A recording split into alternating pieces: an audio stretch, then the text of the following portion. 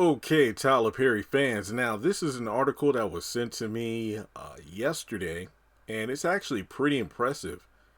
It has to do with a longtime friend of Tyler Perry from his past to when he first got started, in plays and movies, and it's pretty cool. Elvin Ross, whose name it should be very familiar to a lot of Tyler Perry fans from back in the day.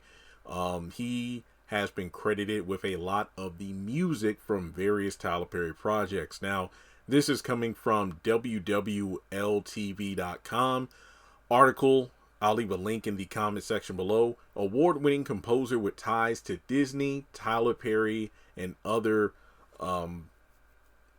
businesses has big plans for Six Flags site. Now, the article does a good job of breaking down Mr. Ross's history, but basically he and Tyler Perry met way back when in New Orleans because of the fact that, again, back in the day, he got his first big break at Greater St. Stephen's Church, where he would meet another man with big dreams, but a not so good singing voice, Tyler Perry. He was in the choir and I was one of the musicians. We knew each other from there, and he couldn't sing. But what he could do was create characters and stories that people would love.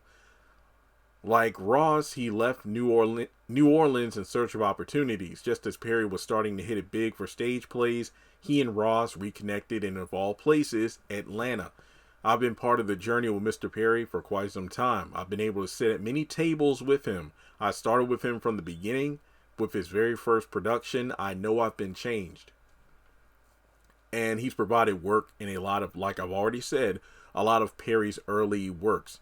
They worked together on productions for the stage and big screen, like Diary of a Mad Black Woman and the Madea Halloween films.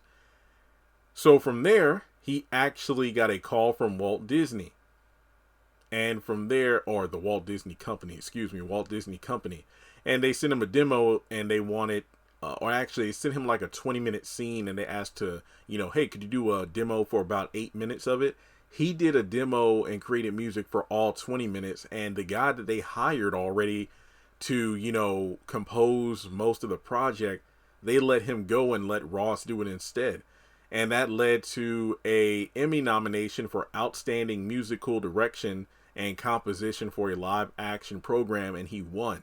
Now, from there, his next goal is to go from Hollywood back to New Orleans, as his ties, are back in New Orleans, and he wants to revive a Six Flags site. Apparently, this goes back to Hurricane Katrina, and the site has been overgrown and pretty much left unkept for some time. So what he wants to do is to reimagine the place and, turn it into a space including equity and inclusion. Now he wants to create different things where people can go and, use the site for filming and pretty much turn this,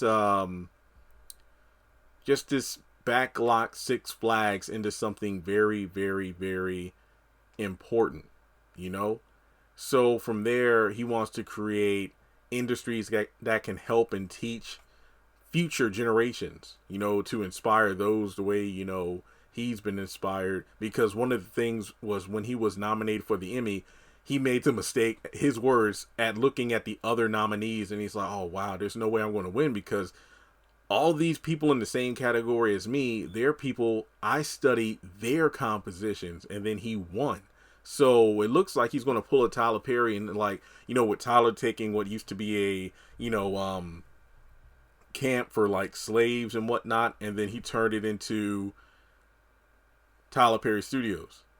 Now, Elvin Ross is going to take the rundown Six Flags property and turn it into something way better. So this is really cool to see these kind of things happen. So like I said, I'd highly recommend reading the entire article. I did sort of an abridged version, but congratulations to Mr. Ross. And I mean, heck, obviously I've been a fan of his music for quite a while, watching all these Tyler Perry projects. So I can't wait to see what he's going to do next. And the ironic part is, he worked and won big for Disney, And now you have Tyler Perry, you know, he's working on Sister Act 3, which is going to Disney Plus. So I just love how these little things start, going full circle. Even better is the fact that it's someone Tyler Perry knew from before he became Tyler Perry. Like they really, they met, their paths, crossed for a little while. They did a lot of work together. They both kind of went their separate ways, and now it's kind of like they're re-emerging. But this time, instead of going back to Tyler Perry Studios, here you have Elvin trying to do something, back in New Orleans with the Six Flag estate. And I wouldn't be surprised if Tyler Perry helps out in some way. But regardless, it's going to be pretty cool to see, somebody rebuilding something which was torn down by a disaster to make into something better than it was before. So, thanks so much for tuning in. Like and subscribe, and I will catch you in the next one.